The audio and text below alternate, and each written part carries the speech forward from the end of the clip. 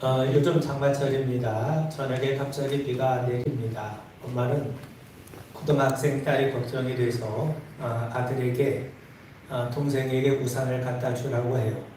그런데 아들이 방에서 자는 척합니다. 엄마가 방문을 열고 아들 자니? 예, 잡니다. 아니 자는 애가 어떻게 대답을 하니? 이거 잠꼬대인데요 하더랍니다.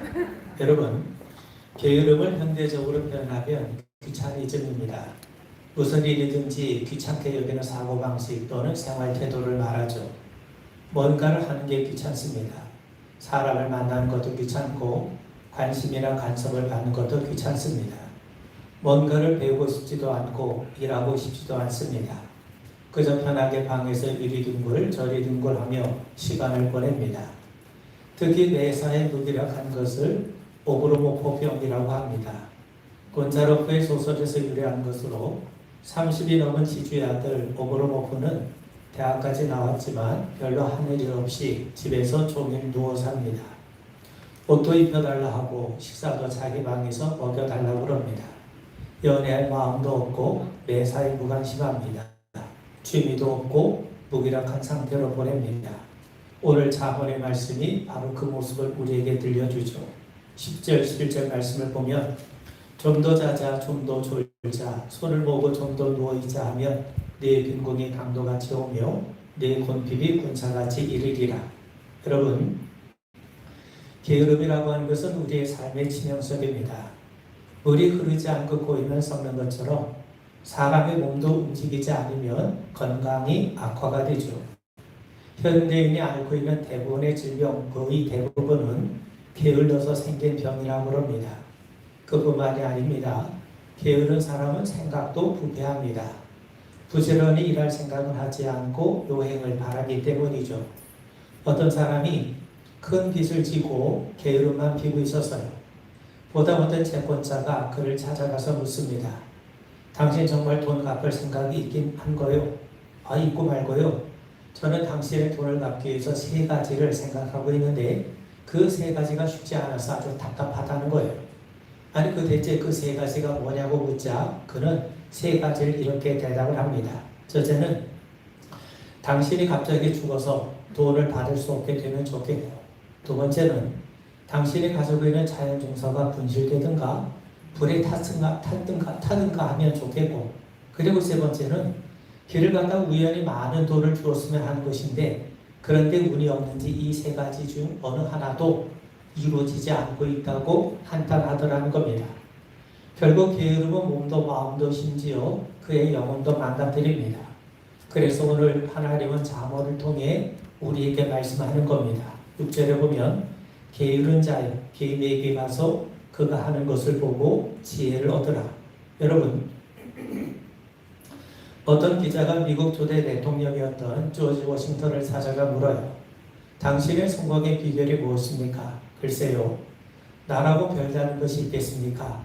내가 공부를 많이 한 것도 아니고 더 재주가 있는 것도 아니고 굳이 말할 수 있다면 나는 매일 4시에 일어났다는 겁니다. 매일 4시에 일어나서 하루를 시작했다는 것 외에는 달리 비결이 없더라고 그는 그렇게 얘기를 하더랍니다. 여러분, 뉴욕 월스트리트에서 조사한 내용에 따르면 직장인들의 출근 시간대를 분석해보면 그 사람의 지위와 연봉을 대충 알 수 있다고 합니다. 새벽 6시에서 7시 사이에 출근하는 사람들은 대부분 CEO나 그룹 임원들이라는 겁니다. 8시가 되면 더 많은 사람들이 출근하는데 주로 중견 간부들이라는 거죠. 9시 가까이 되면 지하철 출구부터 늦지 않으려고 허겁지겁 뛰어다니는 사람들이 있는데 대부분 일반 직원들이라는 겁니다. 그런데 다음이 중요합니다. 만약 아침 7시에 출근하는 일반 직원이 있다면 그는 몇 년 내로 주요 직위로 승진할 수 있는 확률이 아주 높다는 겁니다. 물론 직장인 모두가 CEO가 될 수 있는 것은 아닙니다. 그런데 부지런하지 않고는 절대로 그러한 자리에 이를 수 없다는 거죠. 물론 재벌집 금수저들은 예외입니다. 잠언은 우리에게 이렇게 경고합니다. 12장 27절에 보면 게으른 자는 그 잡을 것도 사냥하지 아니하나니 사람의 부귀는 부전하는 것이니라. 13장 4절에 보면 게으른 자는 마음으로 원하여도 얻지 못하나 부지런한 자의 마음은 풍족함을 얻느니라. 15장 19절에 보면 게으른 자의 길은 가시 울타리 같으나 정직한 자의 길은 대로가 된다고 말씀합니다. 그렇다면 게으름이라고 하는 건 도대체 무엇이고 어떤 특성이 있습니까? 간단히 몇 가지를 살펴보면 9절과 10절 다시 한번 읽어봅니다. 게으른 자여 네가 어느 때까지 눕겠느냐? 네가 어느 때 잠이 깨어 일어나겠느냐? 좀 더 자자, 좀 더 졸자, 손을 모으고 좀 더 눕자. 게으른 자는 잠에서 깨어나질 않아요. 좀 더 자자, 좀 더 졸자, 손을 모으고 좀 더 눕자고 합니다. 그 결과 빈궁이 광도같이 오고 곤핍이 군사같이 이른다고 말씀합니다. 빈궁이라는 것은 경제적으로 가난하게 되는 것이고 곤핍이라고 하는 것은 정신적으로 영적으로 아주 힘들게 된다는 말이죠. 육체적으로 정신적으로 영적으로 실패한 삶을 살게 된다는 말입니다. 그렇다면 그런 것들이 어떻게 옵니까? 강도처럼 옵니다. 군사처럼 와요. 강도는 은밀하게 다가옵니다. 그리고 군사는 아주 빠르게 다가옵니다. 그런데 이 둘의 공통점이 뭐냐면 절대로 막을 수가 없다는 거죠. 여러분, 우리가 게으르면 경제적인 어려움뿐만 아니라 정신적이고 영적인 고통이 예측할 수 없이 신속하게 찾아온다는 거예요. 그런 의미에서 우리가 영적인 측면에서 게으름은 악이라고 볼 수가 있는 겁니다. 게으른 자에게는 마귀가 더 이상 할 일이 없어요. 베개를 베고 편안히 쉬는 것처럼 마귀 역시 게으른 사람을 베개 삼아 편안하게 쉽니다. 생각해 보세요. 게으른 사람, 귀차니즘에 빠진 사람은요, 예배 드린 것도 귀찮게 여겨요. 찬송을 부르는 것도, 성경을 읽는 것도, 섬기고 봉사하는 것도 다 귀찮은 겁니다. 그런 사람은 마귀에게 자발적으로 백기투항하는 것과 다를 바 없는 겁니다. 여러분, 하나님은 게으름을 싫어하십니다. 여러분, 게으름은 악이에요. 하나님이 주신 소중한 시간, 소중한 인생을 낭비하고 소진하게 만들기 때문이죠. 한 달란트 받은 사람처럼 하나님은 우리에게 허락해 주신 시간과 재능을 나태와 게으름, 잠에 묻어놓고 살기 때문입니다. 성경은 우리에게 말씀하기를 우리의 연수가 70이요 강건하면 80이라도 그 연수의 자랑은 수고와 슬픔뿐이요 신속히 가니 우리가 날아가니이다 라고 고백합니다. 세월이 얼마나 빨리 흘러가는지 마치 비행기가 날아가는 것처럼 빨리 지나간다는 거예요. 그래서 바울은 우리에게 이렇게 권면합니다. 에베소서 5장 16절에 보면 세월을 아끼라 때가 아니라. 한 번뿐인 인생이 얼마나 소중합니까? 그래서 세월을 아끼라고 우리에게 권면하는 거죠. 여러분, 여기서 세월을 아끼라라고 했을 때 이 아끼라는 말을 엑사고라저라고 합니다. 그 엑사고라저라고 하는 말은 어떤 의미를 가지고 있냐면, 여러분, 태평양에 고기가 얼마나 많이 있습니까? 아무리 많이 고기가 있다 할지라도 내 그물에 걸린 고기만이 내 것이 되는 겁니다. 여러분, 이것이 아낀다는 말의 뜻입니다. 그러므로 세월을 아끼라는 말은 시간을 허비하지 말고, 시간을 낭비하지 말고, 허투루 데 쓰지 말고 시간을 내 것으로 만들라는 겁니다. 여러분, 예전에 학교에서 빈둥거리고 있으면 선생님 호통을 치면서 그렇게 멍 때릴 시간이 있으면 차라리 영어 단어 하나라도 외우라고 그런 적이 있지 않았습니까? 여러분, 하나님이 우리에게 주신 인생을 소중하게 여기셔야 됩니다. 한 번뿐인 인생은 너무나도 짧고 빠르게 지나갑니다. 여러분, 돈을 아무렇게나 낭비할 수 있습니까? 엉뚱한데 아무데나 투자할 수 있습니까? 그렇지 않죠. 마찬가지입니다. 하나님이 주신 인생을 귀하게 여기고 허튼 곳에 시간을 소진하거나 삶을 낭비하지 말아야 됩니다.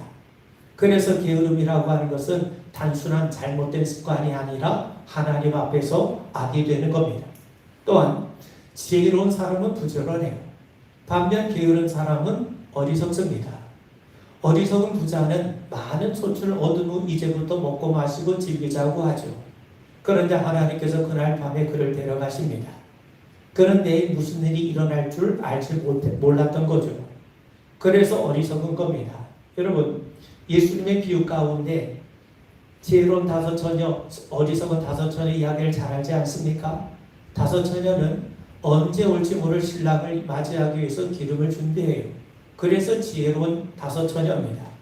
반면 다른 5처녀는 신랑이 더디 올 줄 알고 이쪽 기름을 준비하지 않습니다. 그래서 어리석은 5처녀가 되는 겁니다. 그렇다면 왜 그들은 어리석은가? 준비하지 않았어요. 이걸 다른 말로 표현한다면 게으른 겁니다. 게으른 사람의 특징이 뭡니까? 계속해서 뒤로 미루는 거예요. 여러분, 자고새 이야기 잘 아시죠? 이 새의 별명은 날만 새면이라고 합니다. 따뜻한 낮에 마음껏 놀다가 밤이 되면 추워서 견딜 수가 없어요. 그래서 새끼들이 아버지에게 말해요. 아버지, 우리도 남들처럼 낮에는 집을 짓고 밤에는 편하게 지내요. 오래 알았다. 내가 날만 새면 집을 지으마. 그런데 정작 날이 새면 집을 짓겠다는 다짐을 계속해서 뒤로 미뤄요. 그렇게 세월이 흘러 또 다시 추운 밤이 됩니다. 그 새는 날만 새면 새 집을 지어야지. 날만 새면 새 집을 지어야지 하면서 모두 얼어 죽고 말았다는 겁니다. 여러분, 예수님 말씀하시죠. 공중의 새를 보라. 심지도 않고 거두지도 않고 창고에 모아두지도 아니하되 너희 하늘 아버지께서 기르시나니 너희는 이것들보다 귀하지 아니하냐. 여러분, 공중에 나는 새는요, 어떤 새입니까? 먹이를 구하기 위해서 부지런히 날아다니는 새이지 가만히 앉아서 게으름만 피는 새가 아니라는 겁니다. 그런 의미에서 우리 모두가 하나님 앞에서 좀 더 부지런해져 가는 우리 모두가 되길 바랍니다. 그리고 세 번째는요, 게으른 자는요, 좀 더 자자, 좀 더 졸자, 손을 모으고 좀 더 눕자고 그래요. 잠을 잘 시간에 우리가 잠을 자야죠. 그런데 일할 시간인데도 자고 있어요. 공부할 시간일 때도 졸고 있어요. 활동할 시간인데 누워 있어요. 그런데 왜 그러냐고 물으면 다 나름대로 이유가 있는 겁니다. 여러분, 잠언 26장 13절을 보면 게으른 자는 길에 사자가 있다, 거리에 사자가 있다 하느니라. 길에 사자가 있고 거리에 사자가 있어서 나갈 수 없다고 핑계를 댑니다. 여러분, 게으름에는 항상 핑계가 있어요. 내가 힘이 들어서, 내가 몸이 약해서, 내가 돈이 없어서, 내가 이런 사정 때문에 이런저런 핑계를 만듭니다. 차라리 온갖 핑계를 만들어내는 그 좋은 머리로 일을 하든지 공부하면 좋을 것 같은데 잔머리를 굴리며 게으름에 머뭅니다. 그러다가 게으른 자는요, 어느 정도까지 이르게 되냐면 이런 상태까지 이르게 되는데 잠언 26장 15절에 보면 게으른 자는 그 손을 그릇에 넣고도 입으로 올리기를 괴로워하느니라. 먹는 것이 손에 있어도 귀찮아서 입으로 넣지 않는다는 거예요. 그 말은 무슨 말입니까? 하나님이 우리에게 복을 주셔도 게으르고 귀찮아서 그 하나님의 복과 은혜를 받기를 거절한다는 거죠. 여러분, 양명학의 창시자 왕양명은 인생의 어려운 일 4가지를 말합니다. 고생이라는 게 어려운 거죠. 먹을 것, 입을 것이 없을 때 사람은 참 어렵고 힘듭니다. 그리고 두 번째는 남에게 냉대를 받는 고통, 참 견디기 쉽지 않습니다. 그리고 세 번째는 여러 가지 고민스러운 것들이 우리의 삶을 괴롭게 한다는 거예요. 그리고 그런데 이 3가지보다 더 인생을 힘들게 만드는 게 뭐냐면 한가함이라는 겁니다. 한가로운 것이죠. 게으른 것이라는 겁니다. 게으른 자는요, 게으름의 구실을 찾고 핑계거리를 찾습니다. 여러분, 그런 의미에서 오늘 우리에게 필요한 것이 있다면 부지런함을 다시금 회복하는 겁니다. 지혜로운 사람은 하나님을 인정해요. 여러분, 하나님이 어떤 분이십니까? 하나님은 일하시는 분이세요. 지금도 쉬지 않고 우리를 위해서 일하고 계세요. 그러므로 지혜로운 사람, 정말 하나님을 사모하는 사람들은 모든 일에 하나님의 모습을 닮아 부지런히 수고하는 겁니다. 잠언 13장 4절 우리에게 이렇게 말씀하죠. 게으른 자는 마음으로 원하여도 얻지 못하나 부지런한 자의 마음은 풍족함을 얻느니라. 우리가 하나님 앞에 좀 더 삶이 부지런해져 가는 그런 은혜가 있길 바랍니다. 아멘. 오늘 6절에 보시면 게으른 자여 개미에게 가서 그가 하는 것을 보고 지혜를 얻으라. 여러분, 우리는 이솝우화를 잘 압니다. 더운 여름에 일만 하는 개미와 놀며 지내는 백쟁이가 서로 대화를 나눠요. 너는 날도 이렇게 더운데 왜 그렇게 일만 하냐? 나처럼 시원한 그늘에 앉아서 노래 부르면 얼마나 좋으냐? 그래서 개미가 겨울이 오기 전에 양식을 준비해야 하거든 하면서 열심히 일합니다. 배짱이는 그런 개미가 너무 안 돼 보였어요. 그런데 어느덧 추운 겨울이 되었습니다. 여름 내내 양식을 모아둔 개미는 따뜻한 곳에서 편안하게 지내요. 반면 여름 내내 놀았던 배짱이는 배고프고 고파서 양식을 구하러 찾아옵니다. 개미야, 양식을 좀 나눠줄 수 있겠니? 그러자 개미가 얘기하죠. 너는 여름 내내 놀기만 했으니 배고픈 게 당연하지 않겠니? 배짱이 너무나도 부끄러웠어요. 여러분, 얼마 전에 작고하신 고 이어령 선생은 개미형 배짱이의 21세기 버전을 우리에게 새롭게 얘기해 줍니다. 배짱이가 겨울에 개미집을 두드렸어요. 안에서 아무 소리가 나지 않는 겁니다. 그래서 문을 부수고 들어가 보니까 개미가 죽어 있는 겁니다. 개미는 지난 여름 너무 많은 일을 해서 과로사했던 거죠. 이게 바로 일본판 개미와 배짱이 이야기입니다. 러시아판도 있습니다. 배짱이가 문을 두드리니까 개미가 문을 활짝 열고 맞이하면서 동지여 어서 오시오. 우리는 한 형제니까 같이 나눠 먹읍시다. 그래서 그들은 겨우내 함께 나눠 먹다가 이듬해 봄이 되기도 전에 다 먹어치우고 함께 굶어 죽었다는 거예요. 미국판도 있습니다. 배짱이가 문을 두드리니까 개미가 안에서 소리칩니다. 내가 열심히 일해서 얻은 곡식을 왜 너하고 나눠 먹어야 되냐? 이거는 말이 되지 않는다. 그런데 배짱이 너무나도 슬펐어요. 그래서 그 슬픔을 노래로 불렀는데 마치 지나가던 음반 제작사가 그 노래를 듣고 음반을 냈습니다. 음반은 크게 히트해서 배짱이는 돈방석에 앉았어요. 반면 여름 내내 열심히 일했던 개미는 너무나도 열심히 일한 나머지 허리에 디스크를 앓다가 모든 재산을 병원비로 날리고 빈털터리가 되었다는 겁니다. 여러분, 세계적인 곤충학자 바브르는 이솝우화가 너무 인간 중심적인 해석이라고 단언합니다. 실제로 미국 애리조나 대학 연구소에서 개미의 행동에 대한 연구를 보고서를 내놨는데 일만 하는 개미는 전체 개미 가운데 한 3% 정도래요. 빈둥거리며 놀기만 하는 개미는 한 25% 정도 된다는 겁니다. 그리고 나머지 72%는 일과 휴식을 병행하며 한다는 거예요. 그리고 놀기만 하는 개미 25%는요, 주로 나이가 어리거나 노쇠한 개미, 그리고 전투에 나갈 개미라고 하는 겁니다.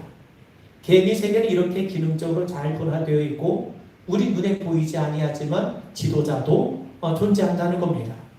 그런데 오늘 잠언 말씀은 개미에게 가서 배우라는 거예요. 개미를 스스로 삼아서 배우라는 것은 진짜 개미에게 배우라는 것이 아니라 그 모습을 보면서 뭔가 부지런한 모습을 깨우치게 하는 강조법입니다.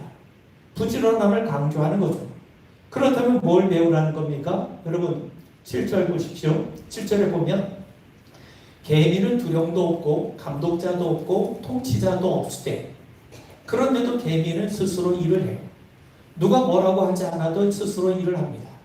그런데 인간은 이렇게 하라 저렇게 하라 수없이 권면하고 가르쳐도 말을 잘 듣지 않습니다. 그런데 반면 부지런한 사람은요, 누가 시키지 않아도 누가 아무도 나를 지켜보지 않아도 스스로 최선을 다합니다. 여러분, 신앙생활이 이러해야 합니다. 누가 시키지 않아도 스스로 할 줄 알아야 됩니다. 여러분, 사도행전 2장 46절 이하를 보시면 초대교회 모습을 우리에게 들려주면서 초대교회 성도들은 날마다 마음을 같이하여 성전에 모이기를 힘쓰고 집에서 떡을 떼며 기쁨과 순전한 마음으로 음식을 먹고 하나님을 찬미했다고 말씀합니다. 여기 보면 날마다 마음을 같이 했어요. 그리고 모이기에 힘썼어요. 그러니까 성령 충만한 사람들에게 나타나는 현상이 뭐냐? 자발적으로 자원하는 마음으로 한다는 거예요.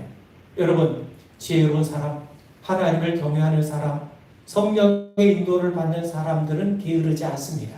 부지런해요. 자발적으로 행합니다. 열심을 품는 모습으로 드러나는 겁니다. 그리고 8절에 보면 먹을 것을 여름 동안에 예비하며 추수 때의 양식을 모으느니라. 여러분, 현재의 삶이 중요하죠. 그런데 지혜로운 사람은요, 하나님 앞에 설날을 준비합니다. 여러분, 양식이 저절로 주어집니까? 절대로 그렇지 않습니다. 내가 여름에 열심히 땀 흘린 결과 양식을 얻을 수 있게 되는 거죠. 준비하는 것이 어렵다고 준비하는 것을 포기하면 결국 어려움을 겪게 마련입니다. 건강도 건강할 때 지키라고 하지 않습니까? 여러분, 땅이 있어도 게으름만 피는 두 아들을 둔 아버지가 있어요. 아버지는 죽으면서 아들들에게 유언을 합니다. 내가 황금을 주의 땅속에 묻어두었으니 잘 살고 싶으면 땅을 파서 그 황금을 캐내라는 겁니다. 아버지의 유언대로 이 두 아들이 열심히 땅을 팠어요. 근데 땅을 여기저기 팠지만 어디에도 황금은 없었던 겁니다. 그래서 두 아들은 파놓은 땅이 아까워서 거기에 곡식을 심었어요. 추수 때가 되자 곡식이 익어서 황금 물결을 이뤘습니다. 두 아들은 그제서야 깨달은 거죠. 아, 부지런함으로 얻은 열매가 그게 곧 황금이구나. 아버지가 우리에게 가르쳐 준 것은 이렇게 부지런하게 살라고 하는 거구나. 그걸 깨달은 겁니다. 여러분, 겨울잠을 자는 동물들은 깊은 동면을 위해 음식을 먹고 지방과 필요한 영양분을 몸 안에 저장합니다. 겨울나기를 준비하는 거죠. 그래야 추운 겨울날을 지낼 수 있습니다. 우리도 마찬가지입니다. 우리도 미리 준비하는 지혜가 있어야 됩니다. 더 많은 기도와 말씀으로 준비해야 됩니다. 더 많은 사랑을 채워 넣어야 됩니다. 믿음과 은혜가 충만하게 해야 됩니다. 영의 양식을 심령의 곳간에 채워 넣어야 합니다. 우리가 하나님 앞에 서는 그 때까지 우리는 이러한 영적인 부지런함을 잃지 말아야 됩니다. 그리고 9절에 보면 게으른 자여 내가 어느 때까지 누워있겠느냐, 네가 어느 때에 잠이 깨어 일어나겠느냐. 여러분, 개미가 누워있는 거 봤습니까? 언제나 떼어지어 다니면서 열심히 일하고 부지런히 일합니다. 자기 몸보다 몇 배는 큰 먹이를 끌고 가기도 합니다.